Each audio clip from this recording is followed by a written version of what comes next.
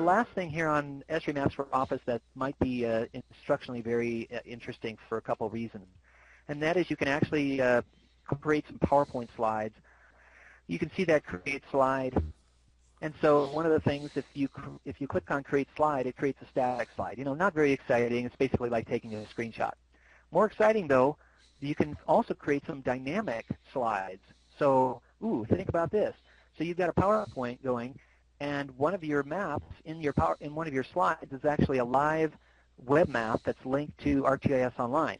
And all you do there, it's nothing magical about it, is you just say create map slide and make it dynamic. And see on the right-hand side here where it says search for maps? Then I went out and searched for my new map that I created, which was called 2012 Voting in my organization. There it is. Then I just said open, and bada bing, bada boom, there it is inside my PowerPoint. Let me demonstrate what that looks like then inside there, if you don't mind. Okay, here is I'm going to biggerize this. Here is my 2-slide PowerPoint, right? Here's slide 1. It's a static slide. Can't really do much with it. I can move it around and, I can resize it, but it's a static slide. The second one is a dynamic slide. See this little arrow, this little button here? What I'm going to do is I'm going to actually play the slideshow. So here's my static slide, and here's my dynamic slide. Now, I've got this little arrow, and when I press that little arrow, it's going to go out to ArcGIS Online, and it's going to make that slide dynamic. And the nice thing is that now we're actually, remember, we're inside PowerPoint.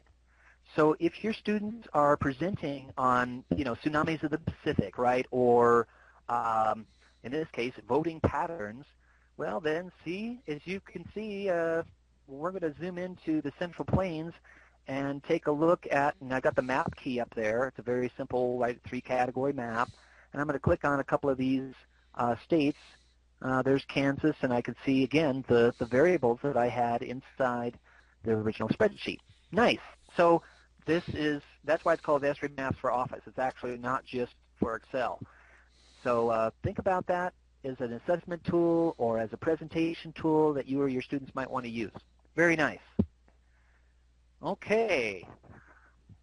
Questions, comments on Esri Maps for Office? Because we're just about ready to switch gears. Just want to demonstrate something that I think is pretty darn cool, and that is some data that we got from the wonderful Amy Work this past spring.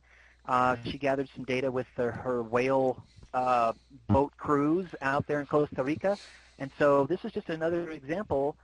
Here is, well, there's a couple of things I wanted to mention. First of all, it's just like we looked at before, right? In this case, we're mapping points instead of polygons. But we've got a latitude and a longitude here, just like we had for the state names. And so we said, I've got lat-longs, and it says, I know how to map that. And then we used a couple of other things here that I didn't mention, but there's a couple of things that you can do, some clusters, and we added a heat map so you can kind of see the clustering of the whale sightings off the Bahia coast here in Costa Rica. So just another example of a data set that you can map, in this case, lat-long data. Nice. And Joseph, are those points live so that you could click on one and see a set? Wow, look at that. Eduardo found some ballenas out there. This is the time that he found them, and so on and so forth. Gosh, look at those low latitude values. Must be near the equator. Very cool.